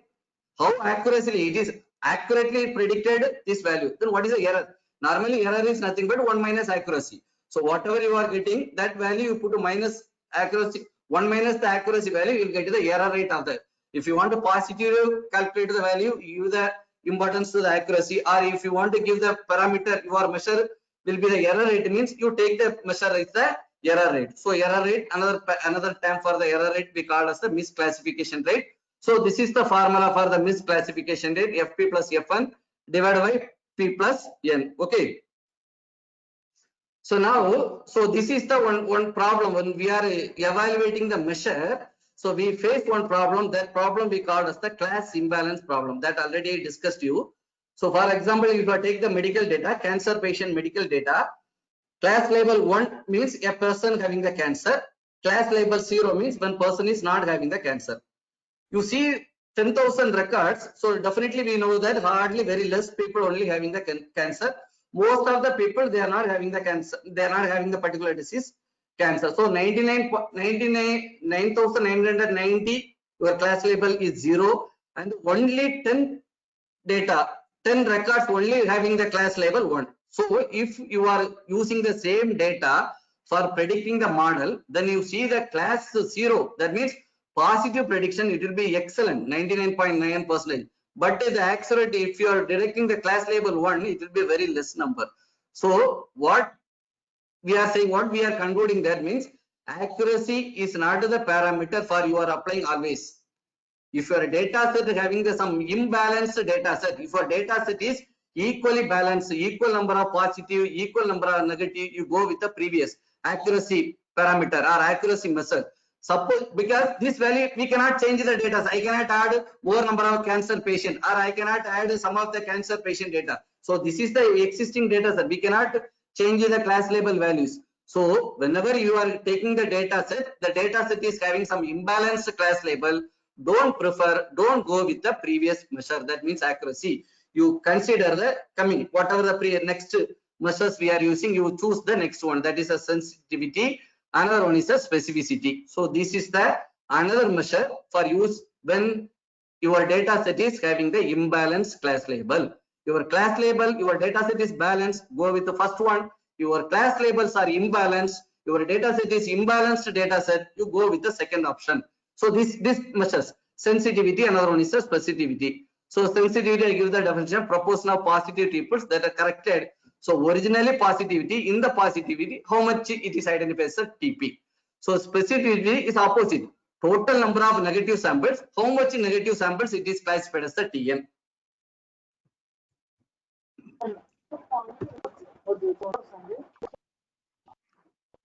Any disturbance? 1 minute, sir. 1 minute, sir. Yes, sir. I'm locating, sir. I'm locating, sir. Just 1 minute. Yeah, please proceed, sir. Located.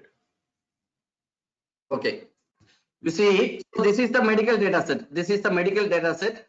So in the already I told you. So more is as the negative only. There is no people are having the cancer. So total 10,000 records. So in the 10,000 record, 9,700 people they are not having the cancer. Only 300 people they are having the cancer. So now your model, how it is predicted. So actual they are having yes, and 90 your model also predicted 90. They predicted yes, is predicted as yes. But in the 210 they are having the yes. Actually they are having that cancer, but it is predicted as no 210. Similarly in the negative samples, they are not having the disease. In the 9,700, 140 they are originally they are having no, but it is predicted as yes. And the 9,500 they are not having the cancer no, but you are predicted it is also predicted no. You see in the negative result, it is almost excellent. Out of the 9,700 records, it is predicted exactly correctly predicted 9,560. So now you apply, already we discussed all the parameters. I given all the parameters, sensitivity, specificity, accuracy. So normally when we are working with the face-to-face interaction program is not normally I will ask the participant to give the data set to work out the data values. Now it is not possible. So anyway, what is the perception of the model? What is according to this value? What is the sensitivity? You can try. You can solve with the right side. Then you can check with your answer in the next slide. So what is the sensitivity value? What is the specificity value? What is the accuracy value? So your accuracy is giving 96.5. So, but it is whether it is correct. If you go with accuracy, then we cannot say whether it is correct. But if sensitivity value, it is only 30 because in the 300 people they are having their disease, yes, but it is predicted.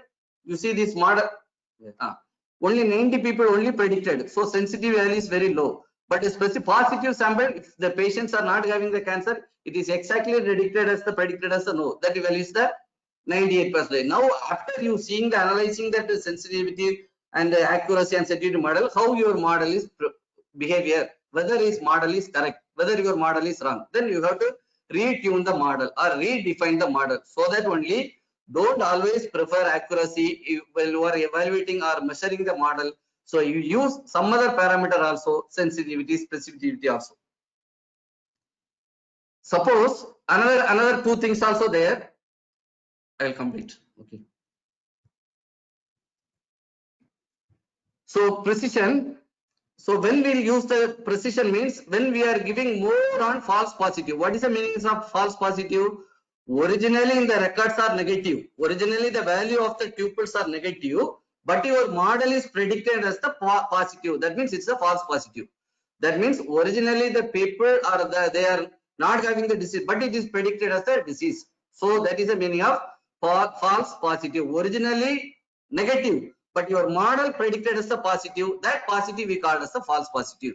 If you want to give more attention on false positive, because we are having the 4 parameter value, according to the parameter, which parameter your research problem or your work you are giving more attention, whether false positive or true positive or false negative or true negative, which category, which among the 4, which one you want to give more attention, accordingly you choose the parameter. Then only you can evaluate the model. You don't decide with one accuracy or sensitivity, specificity to evaluate or to judge the model. You better you apply with that all the parameter value depends upon your problem or depends upon your requirement.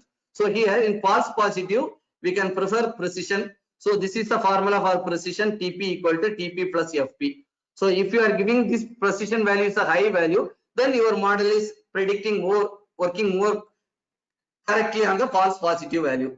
So this is precision. Opposite is the recall. So almost you see sensitivity is opposite with the specificity. Similarly, your recall is opposite with the precision. Your precision is opposite with the recall. Your precision you will give more focus on the false positive, whereas the recall is more focus on the false negative. So this is the formula for the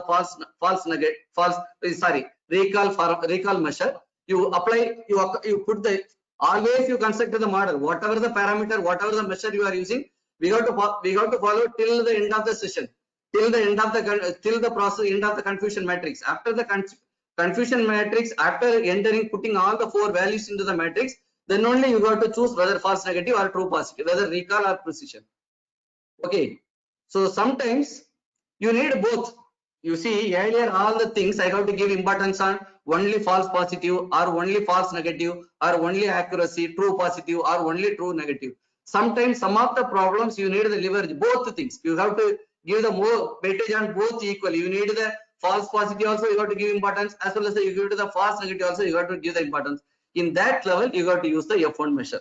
So these are the parameter measure value you can test in the Python. If you are constructing a model or if you are evaluating your classifier, your model in Python, you can check with all the parameters: accuracy, precision, recall, sensitivity, specificity, F1 score, all the model values you can get it with the help of in one time running. You add a symbol package or symbol codings only you have to add it in the code, then you got to check the value. So F1 score, this is a formula for, in both the 2 formulas I am giving, in both the ways we got to use the F1 score. So this is equally, you will have to give importance to the both positive as well as the negative.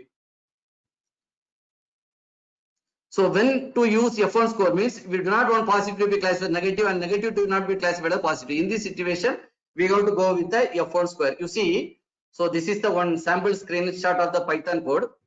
So if you are running, this is a decision tree classifier. If you are running in the Python code, so this is the last line. I didn't include the, you are importing the data set, you are importing the required libraries, you are doing a pre-processing, after doing process everything. So final result, we have to evaluate, we have to judge whether it is a good one or bad one. That we have to justify or estimate with the help of the accuracy only. Here you see the accuracy 0.77. So now you check that whether you are okay with the accuracy, or if you want to give more importance to the accuracy, then you have to redefine the model. So this is the how you are using that performance measure, all the performance measure in the things. So here I am, because already time is over more. So up to classification problem only we see some of the measure. If you see the regression problem, so the measures are different. For example, mean square, MASC or MAE, mean absolutely error. So these are the measures we will use in the regression problem. These are, so here I am taking some of the measure with the help of some problems. So these all are classification problem. So all the problem your output variable is a discrete one. So if you want to go with the continuous data, that means a regression problem, then you have to choose the different types of measure. But almost the procedure is same. So almost we extended more time. So I hope you enjoyed the session, but this is not within 1.5 hours. We cannot able to limit. We can do a lot of in the hands-on practice, solve in the board. Then only you can get the more ideas. But anyway, I'll try my level best to convey the important points in your mind. If any queries you have, please post it in the chat or you send to me mail. So definitely I will send the reply very soon. Okay, thank you one and all. Madhi sir. Sir, Thank you. yes, sir. Thank you so much, sir. Sir, what about this next session, sir? At what time we'll start? So I think Nilima madam already. After Some 10 minutes, minutes. because Now 11:20. I think 11:20. 15 minutes delay we can start, Madhi sir. Nagaraju here. I understood. So is it Yeah. okay? No? 15 minutes we can take The our ma'am time. came. I'll confirm with her, sir. Because she already, I saw she is connected morning. Okay. Yeah. She is also connected in the morning. I think she will also know that it is delayed. I think she is there. Is it okay? We'll start by 11:40. Is it fine, sir? Arul, sir? Because it is online. It is online only. So Because people has to sitting for long 1.5 hours, na, sir. yeah, Arul sir, as Madhi also suggested, we can start with 15 minutes. You can call Nilima madam once, Arul sir. Okay, sir. If ma'am is here, ma'am already came. I think she might be in NIT. The people are asking for break, so we'll go with 11:40, sir. Instead of 11:30, we'll start by 11:40, sir. Arun, sir? Okay, sir. No Arul problem, sir. Sir, if the Yeah, participant- Arul sir, you can call Nilima madam, Arul sir, once. And inform. Yeah. So in that case, we'll start by 11:40, sir. 11:40, sir. Give some 15 minutes break, sir. You posted it here. 15 minutes break. Yeah, I'm just announcing, sir. So Okay, participants, now the next session will start by 11:40. Yes, okay, correct. Yeah, we'll get connected Yes, by sir. 11:40, then we'll start. Up to 1:10 we will continue. Yeah, yes. Thank you so much. Thank you so much. Thank you very much. Very nice session we have. Thank you, Thank you very ma'am. much. Thank you, ma'am. Thank you, ma'am. Thank you. I'm keeping this this is- session. Okay. Okay. But it's more topics are there. Still the more of the topics. Yeah. So I'm keeping this session for 2 more minutes. If any question is there, please post on the chat box so that it get recorded. So we'll be giving to the presenter for the answers. I'm just keeping till 1 more minute or 1 or 2 minutes. Please post the questions. So no discussion will happen. 2 minutes. I'm keeping the session on to get the chat. Whatever you have the doubts, please post. Yeah, please post the question. Because lot of things are there. I didn't cover so many things. So some of them are asking for another session. Sir, take one more session, sir. We'll see, Arun, ma'am. sir. Yes, ma'am. Take one more session. So you see, if possible, in the stress management we have one session, or the last one session is there. I am giving some option to the participants. If the participants they want some important, they want to know some topics, you post based on your interest, we will arrange. Okay, sir. That is better, sir. They will communicate directly to you, sir. We'll have Sure, sir. Are you able to hear my voice? Yes, sir. Everyone Yes, sir. can hear. Yes, sir. Sir, if we have some sessions are there in the stress management, and the last session we have some time slot is free. Sir, or we can extend one more. It is online only. You are also home. I am also. It is not mandatory that we have to finish within 3:30 or 4 o'clock. We can extend up to 5 o'clock also, no problem. If you are really interested, if you are really ready to sit another 1 hour, no problem. Don't see about the time slot. You give your topic, whichever you are really interested, definitely we will handle in the next 2 days.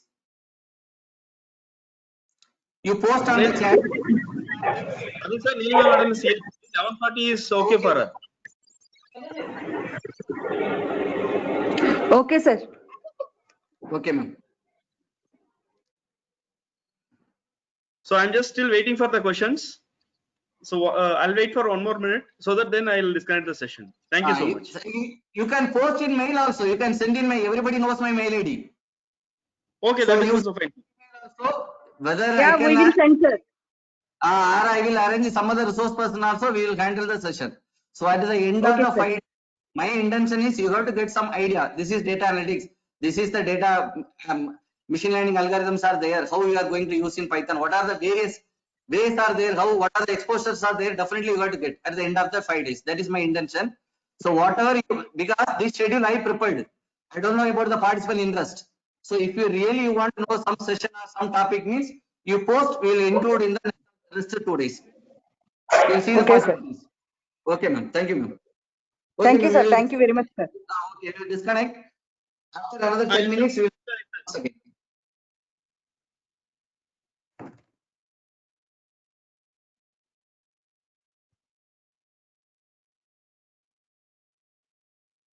So presenter has got disconnected. So Okay. is there any questions? So shall I close the session? Still, I can see some of the questions are coming. So I'll wait another 30 seconds to disconnect the conversation.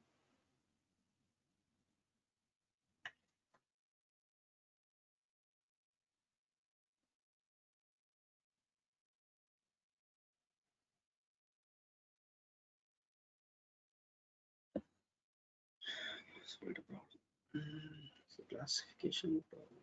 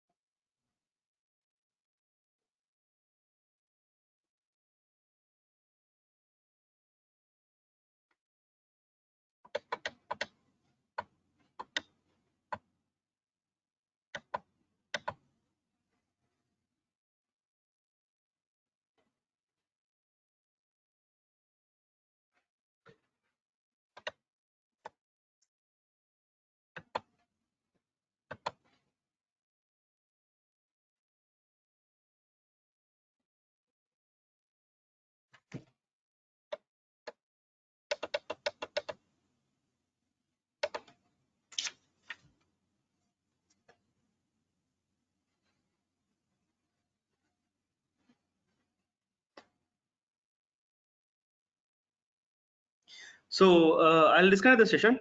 You'll be connecting by 11:40 again. Thank you so much.